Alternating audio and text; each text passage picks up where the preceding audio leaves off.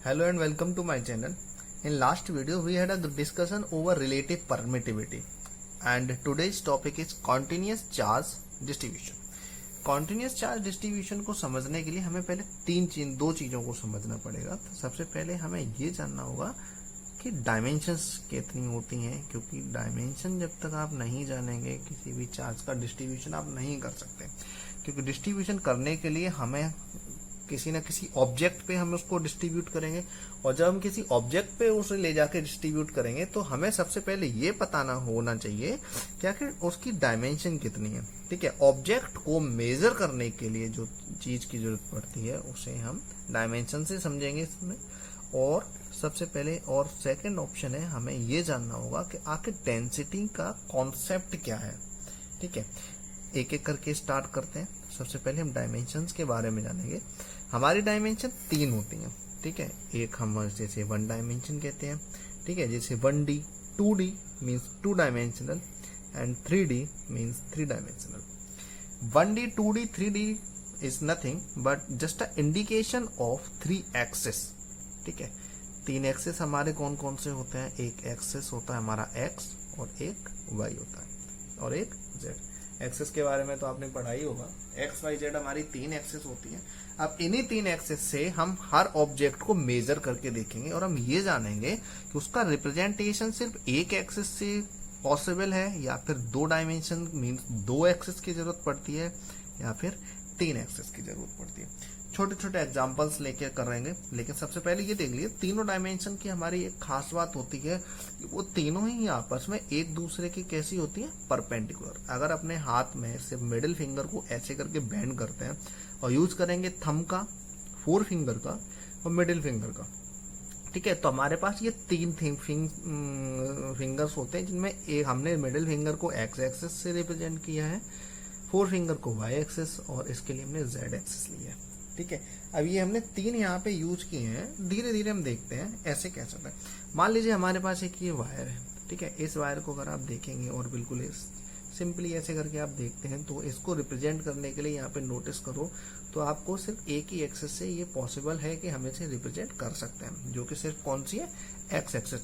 ऐसे सब्सटेंस की सिर्फ लेंथ होती है। ठीक है, या और इन सब्सटेंस को हम लीनियर भी बोलते हैं। ठीक है, लीनियर मीन्स एक लाइन में। ठीक, सेकंड थिंग्स आती है 2D मीन्स वो थिंग्स जिनको 2 डायमेंशन से रिप्रेजेंट किया जाता है। ठीक है, जैसे कि ये पेपर है हमारे पास, A4 शीट आपने देखी होगी। ठीक है, ये हमारी A4 शीट है। इस A4 शीट में आप नोटिस करेंगे कि इसकी ये एक साइड है, एक ये साइड है, लेकिन ये दूसरी साइड है ही नहीं। ठीक है, इसको रख के देखिए अपने उसी पैरामीटर पे। आप यहाँ पे देखेंगे तो इसे एक्स एक्सिस वाई एक्सिस तो कवर कर रहा है, लेकिन इसमें जेड एक्सिस वाली प्लेस जो है वो बिल्कुल नेग्लिजिबल है। मीन्स ये वो सरफेस है जिसमें हमारे पास सिर्फ 2 एक्सिस हैं, एक हमारी एक्स है और एक हमारी वाई है। मान लीजिए हमने इसके एक्स एक्सिस को लेंथ मान लेते हैं और इनको हम क्या मान लेते हैं? ब्रेथ मान लेते हैं। तो इसमें सिर्फ 2 ही एक्सिस यूज होती हैं, इसलिए इन थिंग्स में 2 चीजें आती हैं और इनका होता है सरफेस एरिया, क्योंकि इनकी एक सरफेस होती है, इसमें इनका होता है सरफेस एरिया। और ये कौन सी थिंग्स होती हैं? 2 डायमेंशनल।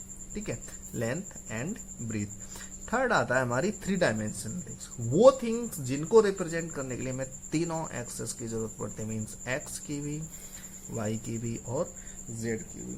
एग्जाम्पल के लिए हम यहाँ पे कोई ऐसी चीज लेते हैं जिसको रिप्रेजेंट करने के लिए हमें कितनी चीजें पड़ेंगी?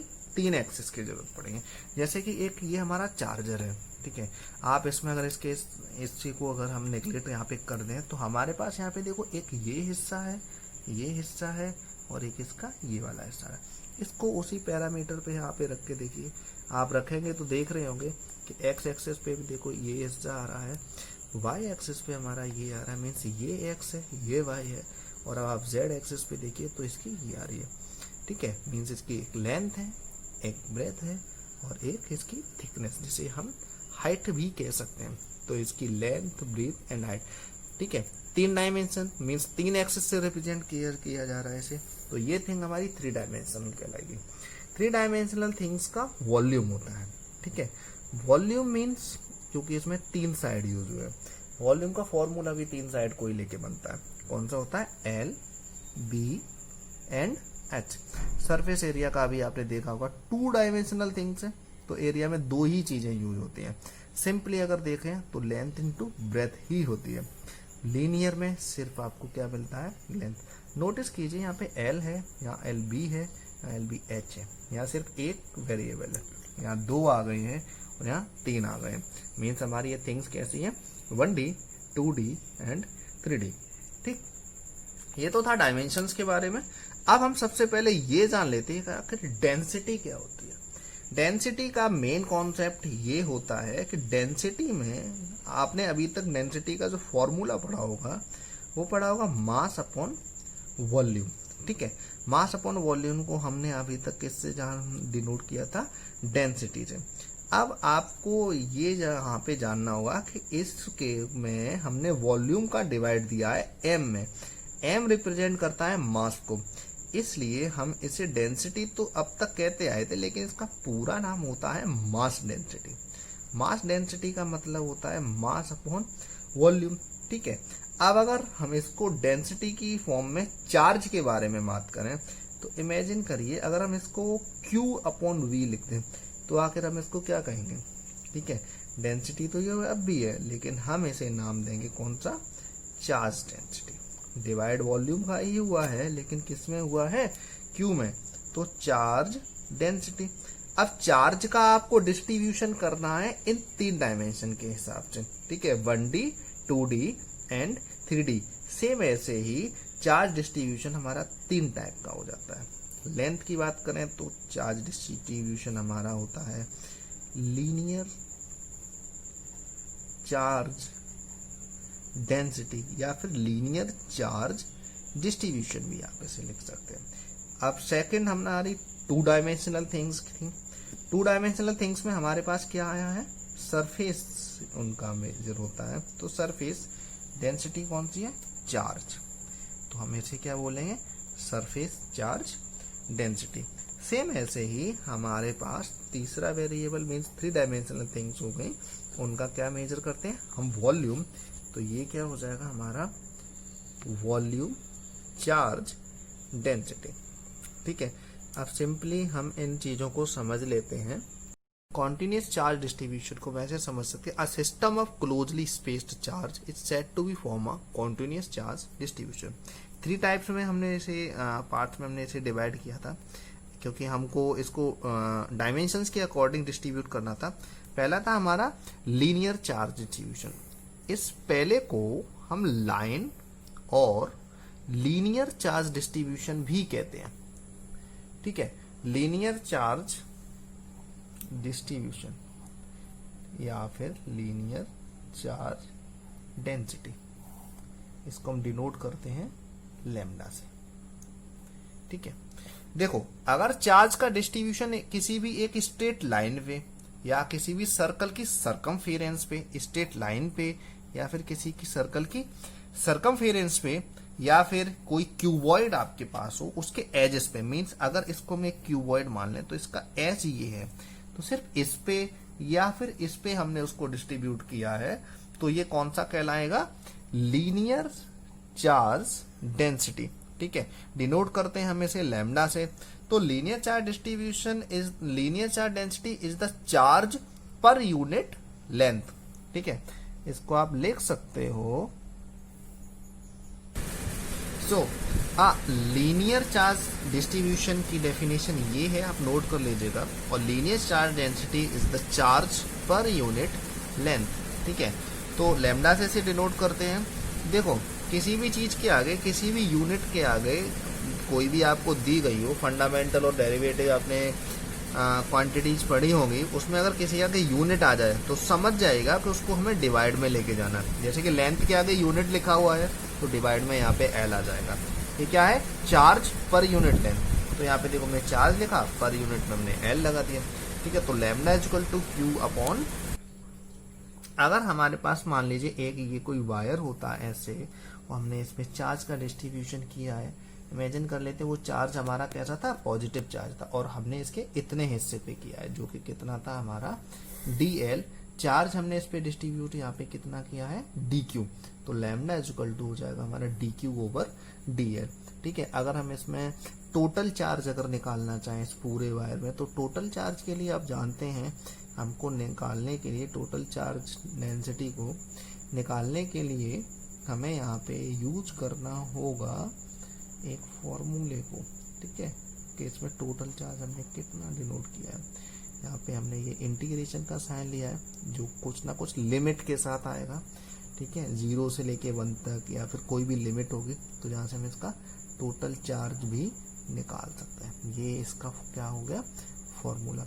अच्छा, फॉर्मूला देखने से आपको लग रहा होगा कि इसकी यूनिट क्या होगी, तो इसकी ऐसा यूनिट अगर हम देखें तो क्या हो जाएगी, देखो लैम्डा की यूनिट जो होगी, क्यू की यूनिट क्या होती है, कूलाम, और लेंथ की यहाँ होती है मीटर, तो इसकी ऐसा ही यूनिट होती है कूलाम पर मीटर।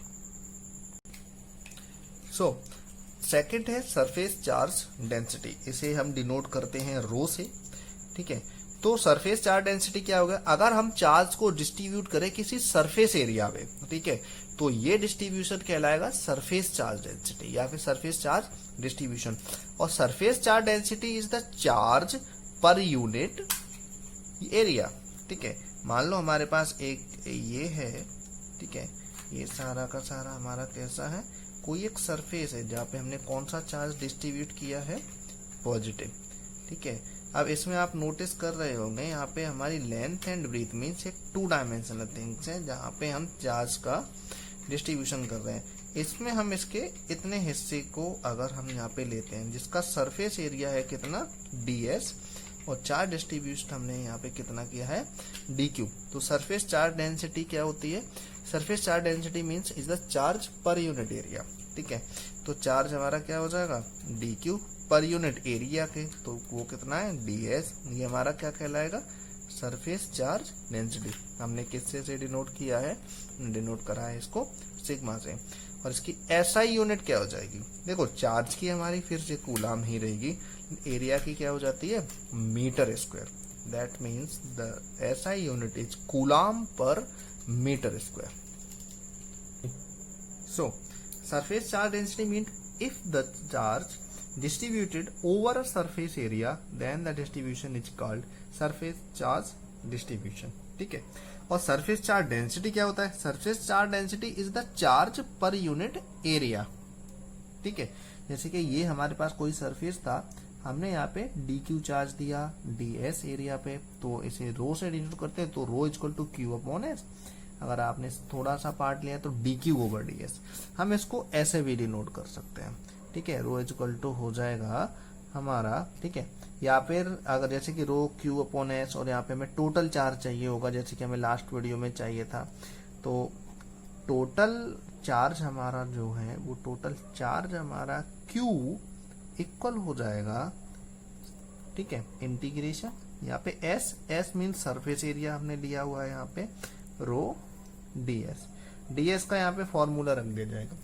मान लीजिए अगर ये सरकमफेरेंस पे हमने दिया हुआ है, ठीक है, किसी सर्कल के ऊपर दिया है, तो सर्कल का हम यहाँ पे सरफेस एरिया लग देंगे। हमने किसी क्यूबॉइड, सॉरी माफ कीजिए, क्यूबॉइड नहीं, स्क्वायर हमने लिया हुआ है, या फिर रेक्टेंगल लिया हुआ है। ठीक है, स्क्वायर का तो सिर्फ आप जानते हो चारों साइड इक्वल होती है, तो हम यहाँ पे ds की जगह पे a स्क्वायर लिख देंगे, लेंथ इनटू ब्रीथ लिख देंगे। अगर हमारा सर्कल है तो हम उस पर पायर स्क्वायर लिख देंगे। ठीक है, तो ये होता है q equal to rho ds। अगर इसकी यूनिट की बात करें तो यूनिट तो आपको पता ही है, यूनिट इसकी क्या हो जाएगी, SI unit is equal to coulomb per metre square. Same ऐसे ही हमारा थर्ड पॉइंट आता है। ठीक है, थर्ड हमारा है volume charge density. Volume charge density में आपने सिंपल सा, जैसे कि ये सब होते हैं, if the charge distributed over a volume of a cuboid, ठीक है, then the distribution is called volume charge distribution. ठीक है, सरफेस चार्ज डेंसिटी जैसे था वैसे हमारा वॉल्यूम चार्ज डेंसिटी हो जाएगा। क्या हो जाएगा, ये हो जाएगा चार्ज पर यूनिट वॉल्यूम। जैसे कि चार्ज पर यूनिट लेंथ था, linear charge density, surface charge density हमारा हो गया था क्या, charge per unit area volume charge density हमारा क्या हो जाएगा, वॉल्यूम चार्ज डेंसिटी हमारा हो जाएगा charge per unit volume. So if the charge is distributed over a volume, then the distribution is called volume charge density, and volume charge density is the charge per unit volume. ठीक है, हमने जैसे कि देखा इसे हम denote करते हैं सिग्मा से, तो सिग्मा इज इक्वल टू हो जाएगा Q, और वॉल्यूम को हम यहाँ पे डिनोट करेंगे किससे, V से, तो ये क्या हो जाएगा rho is equal to Q upon V. अगर हम इसके सिर पे dV, ठीक है, पार्ट पे ही मीन्स छोटा सा पार्ट हम लेते उस, ठीक है, तो ये रो इज इक्वल टू हो जाएगा हमारा dQ ओवर dV. ठीक है, अब बात करते हैं इस वॉल्यूम पे हमने टोटल चार्ज कितना दिया था. ठीक है, टोटल चार्ज का डिस्ट्रीब्यूशन हमारा कितना था, तो Q इज इक्वल टू हो जाएगा, तो वही इंटीग्रेशन का साइन, लेकिन किसके लिए, वॉल्यूम के लिए, क्या हो जाएगा रो dV. अब dV की जगह पे हम यहाँ पे ये सिंबल लगाया है, तो अगर हम इस पे पुट करेंगे तो यहाँ पे अगर मान लो हमारा क्या होता है क्यूब होता है, तो A क्यूब आ जाएगा, क्यूबॉइड होता है तो LBH आ जाएगा. ऐसे ही अगर कोई स्फीयर होता है तो 4/3 पाई आर क्यूब आ जाएगा. ठीक है, तो ये total charge Q equal to. ठीक है, अब अगर इसकी SI यूनिट की बात करें तो सिंपल सा है, SI यूनिट देखने के लिए Q की यूनिट हमारी क्या हो जाएगी कूलाम, V की हमारी क्या हो जाएगी वॉल्यूम मीन्स मीटर क्यूब हो जाएगी, तो इसका ही SI यूनिट हमारी क्या होती है कूलाम पर मीटर की, और ये होता है इसका फॉर्मूला. ठीक है, सेम ऐसे ये इसका फॉर्मूला है, और लीनियर चार्ज डेंसिटी पीछे मैंने इसकी नोट्स बता दिए, वो भी आप नोट कर लीजिएगा इनके नोट्स को.